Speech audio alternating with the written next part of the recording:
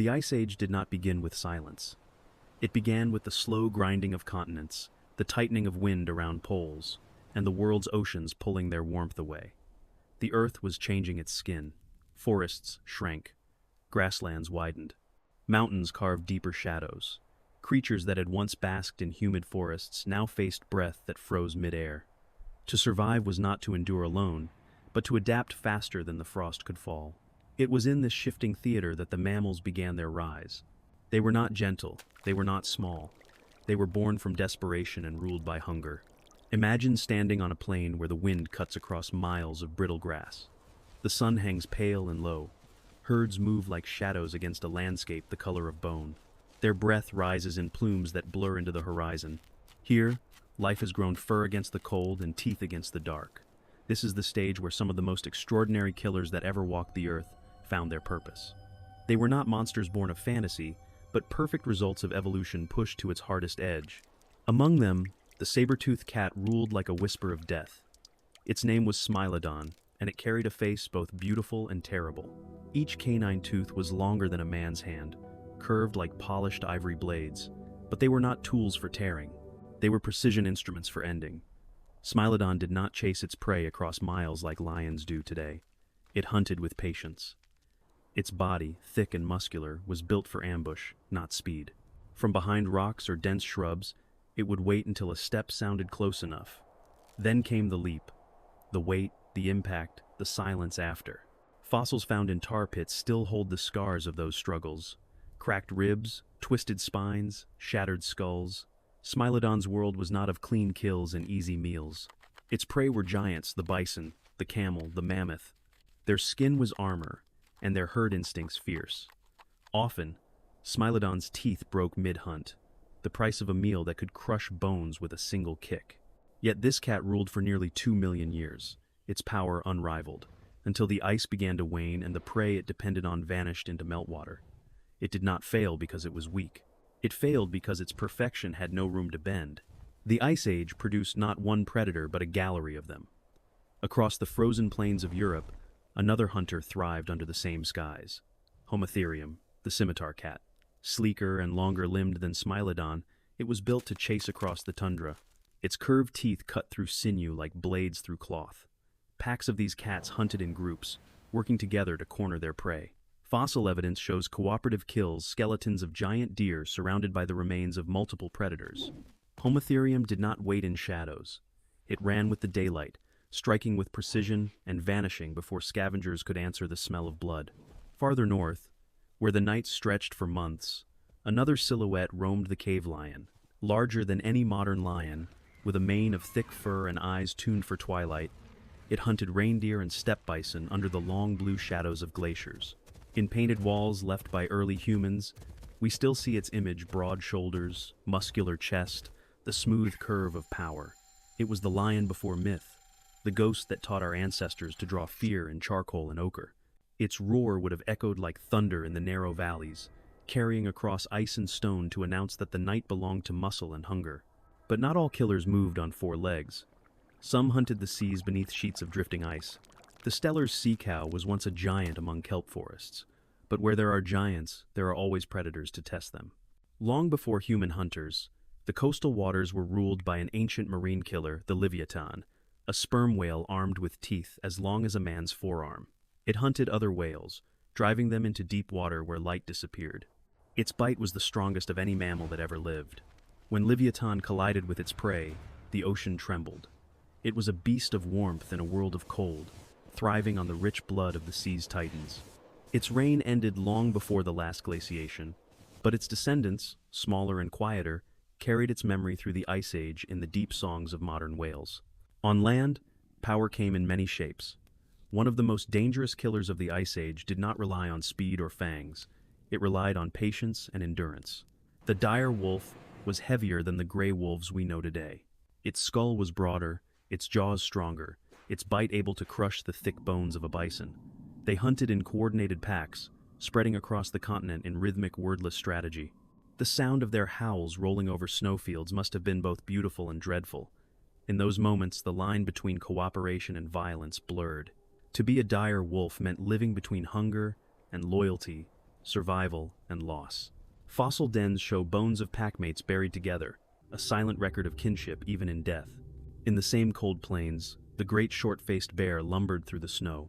Standing upright, it towered over any human, even in imagination. It was not a slow giant. Its legs were long and made for stride, capable of running faster than a horse for short bursts. It was both scavenger and killer, a ruler by intimidation. Smaller predators fled when its shadow passed. It could smell blood from miles away and follow the scent across entire valleys. In the Ice Age, it was said that death often arrived not with a roar, but with a quiet crunch of snow behind you.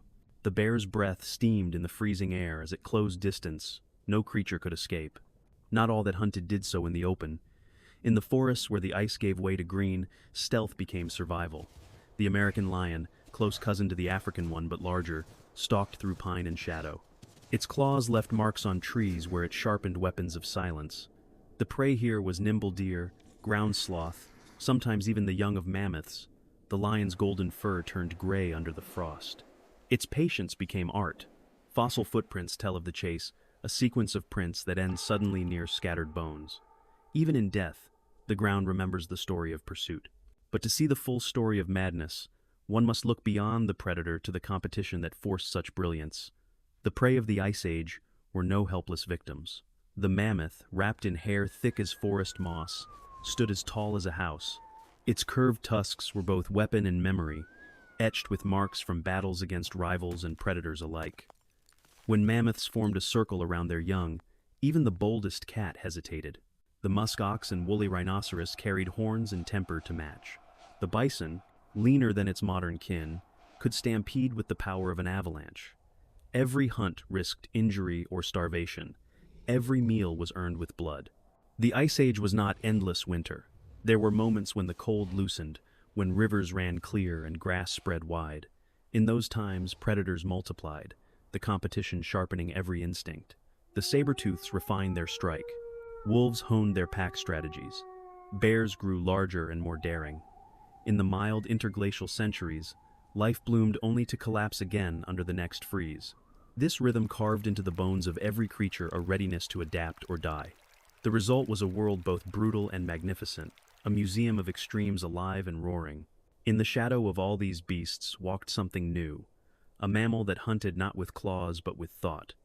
Early humans entered this frozen theater, armed with stone and cunning. They were small compared to the giants they faced, yet their minds carried the same cold logic as the ice. To kill a mammoth, they planned as wolves did, surrounding and striking where the herd could not flee. To defeat the great cats, they built fire and distance. The predators that had ruled for millions of years now faced a rival unlike any they had known, a creature that remembered and taught. The hunters became the hunted, not through strength, but through persistence. Evidence of these clashes lies scattered across fossil beds and caves. Bones of mammoths found with spear points embedded deep between ribs. Cave paintings showing lions and bears drawn not as myths but as neighbors and threats. Charred bones near campfires where meat from titans fed small bands of survivors. The Ice Age was not only a war among animals, it was an education for intelligence. The world's first humans learned not just how to endure the cold, but how to rule it. As the glaciers advanced and retreated, the land shifted beneath their feet. Sea levels dropped, connecting continents. Across those frozen bridges came new predators and prey. In North America, the short-faced bear met the saber-tooth. The dire wolf clashed with the American lion. The results of those encounters are written in bones fractured, scarred by tooth and claw. It was not madness without purpose. It was nature testing every design it had ever created, selecting what could bend without breaking. Even the sea had its own monsters of the cold age. Along the Arctic coastlines swam the giant walruses with tusks like spears and temper to match. The orcas, their black and white patterns a moving illusion against the ice, hunted them in coordinated attacks, using waves to knock them from ice flows. These were mammals hunting mammals, intelligence meeting intelligence. Beneath the surface, the rhythm of survival matched that of the land above: cunning, cooperation, and hunger. When night fell across the tundra, the cold deepened to a silence so vast that even the heartbeat of a predator seemed loud. In that darkness, eyes glowed amber, yellow, red, watching from hills and thickets. The smell of blood carried for miles. Each creature lived with the knowledge that it, too, could be prey. Even the strongest understood fear. It was the rule of the Ice Age. Every triumph was borrowed time. The Ice Age did not end in a single day. It melted away, slowly, unevenly, like a candle burning through layers of wax. Rivers swelled, valleys turned green again. The mammoths, saber-tooths, and giant bears tried to follow the cold as it retreated north. But there were fewer places left to go. Forest replaced tundra. Humans spread across continents. The killers that had once ruled were now hunted, their furs traded, their bones carved, their stories whispered. One by one, they vanished into the soil. Yet not all traces disappeared. In tar pits, frozen lakes, and caves, their remains endured. Skulls with broken fangs, bones with healing fractures showing resilience and pain. Through them, we can read their history like a diary of muscle and survival. The saber-tooth that broke its tooth yet lived for months afterward tells of a pride that cared for its injured. The dire wolves found together in mass graves speak of cooperation even in hunger. The bear whose bones grew brittle with age but still walked shows endurance beyond reason. These were not monsters, they were creatures of precision, shaped by need and sharpened by time. In modern museums, under cool glass and soft light, their skeletons stand assembled in mid-motion. The smilodon ready to strike, the dire wolf's mouth open in silent snarl, the mammoth frozen in defensive stance. They are not only bones. They are echoes of the world before gentleness. The air-conditioned silence of the museum cannot hide the memory of wind across frozen plains or the sound of tusks clashing in snow. If you listen long enough, you can almost hear the faint rumble of feet and the distant call of a pack gathering for the hunt. When people speak of the Ice Age, they often imagine stillness, but the truth is opposite. It was an age of motion, of migration and war and relentless adaptation. Life did not pause under the ice, it invented itself anew. The cold forced every creature to think faster, move smarter, and fight harder. That pressure built the blueprint of modern mammals, the same instincts that still live in wolves and lions, in whales and even in us. The memory of that ancient madness lingers in the way predators stalk, in the way herds circle to defend, in the way our hearts still race at the sound of a growl in the dark. The Ice Age ended, but its children walk among us. The lion still carries the patience of the cave hunter. The wolf still remembers the pack's hunger under the frozen moon. The bear still follows scent and silence through forest paths unchanged in 10,000 years. And humanity, once small and fragile, still carries the cunning it learned beside the fire, the awareness that survival belongs not to the strongest, but to those who adapt when the world turns cold. Somewhere deep beneath a glacier, perhaps in a valley yet untouched, lie bones that have not seen light since the last breath of those times. A saber-tooth crouched mid-attack, a mammoth calf pressed close to its mother, a wolf pack surrounding the fallen giant. They rest in layers of ice, not destroyed, only paused. The Ice Age was not a tragedy but a transformation, a proving ground that revealed what life could endure. When the glaciers withdrew and the earth warmed, it was not peace that followed, it was memory. The mammals that went mad during those long winters had left behind more than fossils. They left instincts, patterns, and stories written into the bloodline of the planet. Every struggle in the wild today, the chase, the defense, the silent patience of the predator, is a faint repetition of that ancient symphony. The Ice Age never truly ended. It still breathes through the pulse of every creature that knows hunger, caution, and courage. In the end, the madness of the mammals was not destruction but evolution. The world they ruled was brutal, but it was honest. Every heartbeat mattered, every mistake was paid for in blood. Every success was carved into bone. When the last ice melted and rivers carved new paths across the land, the story did not fade, it changed form.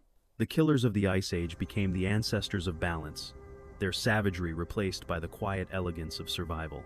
Now, when we find their fossils, when a tooth gleams under the dust, or a skull emerges from melting permafrost, we are not just uncovering the past. We are uncovering the blueprint of endurance. The Ice Age was a world where fear was sacred, hunger was constant, and adaptation was law. And yet, in that law, life did not collapse. It thrived. The mammals went mad, and in their madness, they became immortal in the story of Earth itself.